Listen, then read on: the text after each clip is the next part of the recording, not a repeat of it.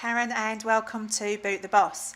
So I wanted to talk to you today about management styles because in my previous life when I was working in the City of London for some law firms, I've managed a lot of staff in my time. So I wanted to talk to you about different sort of management styles because if you've got a job where you're managing people, you know, not every job that you go into where you manage people are you given the amazing training that I was allowed to be given and I was given in a corporate world for managing people. You know, sometimes you're just plonked in a job and told to manage people, and you know, apart from knowing what you've liked and what you've not liked in your past, you know, you don't really have a clue what you're doing, and they don't give you any training and they don't help. They just, you know, chuck you in the deep end and expect you to get on with it. And managing people is really difficult. It can be really, really hard. You know, I've managed one of my jobs 350 staff, and that's a lot of issues. Trust me, it's a lot of issues. And you know, learning how to cope with those issues and how to inspire a team and how to motivate a team and how to get people doing their best, not just because you tell them they have to, because then you'll never get their best from, you know, you'll never get your best from them. No, you'll never get their best from them. But inspiring them to do their best because they want to do their best. You know, I posted something about this in the Boot the Boss Facebook group, and there was somebody that commented saying that, you know, he was working in specific circumstances where he felt a boss was having a boss rather than being a leader was a much better way of working. And then there was somebody else that posted and says, well, I've seen the opposite, and where I work, the person, you know, the team with a boss underperforms, everyone leaves, you know, and the team that have got someone that's more of a leader, and that they do much better, and they, you know, they progress a lot further. So I wanted to talk about the difference between a boss and a leader, because, you know, you're both bosses because you're responsible for a team, and that's a big responsibility. You know, managing somebody else is a big responsibility. Being somebody else's boss is a big responsibility. So I wanted to talk about different types of management styles, because if you're a boss, then you kind of rely on the stripes on your arm to tell people what to do.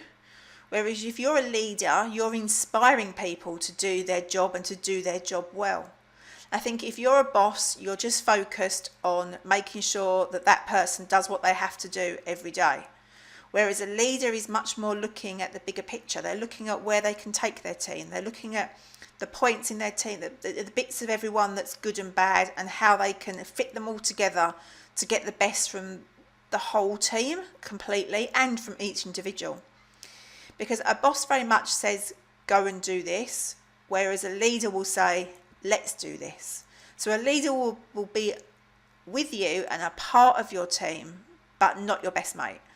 Because I think that's something else we talked about, is it's very easy when you're a new manager, if you've been given the job of managing someone, you don't have any training or any experience of that, it's very easy to fall into the trap of trying either pushing it too far and being a bit of an arse in terms of how you're dealing with that person in terms of being a boss, and then you're never going to get the best from them, or doing it the other way so that you end up best mates with them because you're trying to inspire them and encourage them, but you end up best mates. And you know, you can't be best mates if you want to manage someone. You just can't. You cannot be friends with somebody that you want to manage. You have to maintain a professional distance, because otherwise you're not being fair to them. You're blurring the lines. They have to know that, you know, you've got the more senior job. You are responsible to make sure that their work is done well. But how you get them to do their work well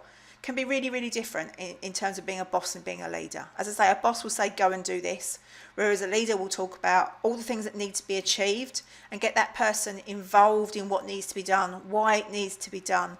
Let them see they're making a difference. Let them see that they're part of the team and what they're doing is important. You know, if you include someone and make them understand where they fit in on the bigger wheel, they're much more likely and much more willing to do their bit, because they feel important. And that's nice, because people like to feel important. People like to feel, you know, that they add value. And when someone feels that they don't add any value and they're not appreciated, and you don't really care if they turn up or not, other than that it's inconvenient to you because otherwise you've got to do their work, you don't create any inspiration in somebody who wants to go to work, who wants to do well, who knows what part they play, and that part is important, and that it's important that they're there and they're doing it. So I think inspiring and motivating people is definitely the way to go in terms of wanting your team to be happy. Your team will be a lot happier if you inspire them and motivate them, if they feel that they've got an opportunity to progress. Help them with their skills, help them be the best version of themselves at work that they can be. That's, in my view, that's the biggest part of being a boss, is not telling what your employees what to do or your team what to do. That's not what you should be doing. You should be inspiring them to become the best that they can be in themselves. So training them and motivating them and helping them and coaching them and guiding them. You want to be brave enough to train them to do your job. That's what you want to be. You want to be brave enough to know that they could do your job, because you've done your job to the best of your ability. If your job works perfectly well and your team work perfectly well, even when you're not there all of the time. Now, obviously, if they couldn't get rid of you, because if you left, then it would fall apart, because that motivation and that inspiration wouldn't be there. But, you don't have to be, in my experience, you certainly get a lot more from a team if you're, not necessarily one of the team, because you have to maintain that professional distance. But you certainly feel that they feel part of the team. They feel part of something bigger. They know how important they are. They know where they fit in, and they know their skills, and they know what they need to work on, be a better version of themselves. That for me has always worked really, really well in terms of managing a team. And sometimes you get the really difficult people, the people that are a real pain to manage, and they just want to argue with you all the time and fight all the time. Now, most of that's a lack of confidence on their part. So recognise that's something in them that's not quite right yet. I don't mean that rudely. I mean, there's something in them that needs some help. There's something in them that is seeing things in a way at work that you don't see. So, listen to them. Listen to what they say. Listen to their issues. Listen to their problems. Don't jump in with what the solution is. Just let people talk. And I think that, for me, has worked really well in the past as well. And when you come across like one of those really difficult people, it's a bit like, you've got two fists, and if they're pushing towards each other, nothing happens. It doesn't. They're both pushing like this.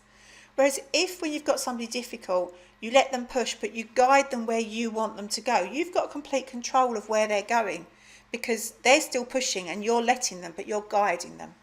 And that, to me, is a great way of looking at managing people or managing difficult people. Is, let them say what they've got to say, and let them talk about what they want to talk about, and let them express themselves. And they're pushing because they're angry, or they're annoyed, or they're frustrated, or whatever. And then you can just lead them into the right way. So you still get what you want to achieve out of the situation, and you still manage the situation. But they get the opportunity to talk about it and end up being on your side and with you, rather than just always fighting with everyone, which is, you're never going to end up with a happy team if that's your approach. Anyway, I've gone on for ages about management stuff. So anyway, have a great day. If you manage a team and you've never been given any training or anything like that, I hope that helps a little bit, just in terms of your approach and how you could do things. Give it a go. Try it. It won't work for everybody. I appreciate that. We're all different and we all have our own styles. But give it a go. See if it works for you. Give me a thumbs up, and I'll see you in the next video.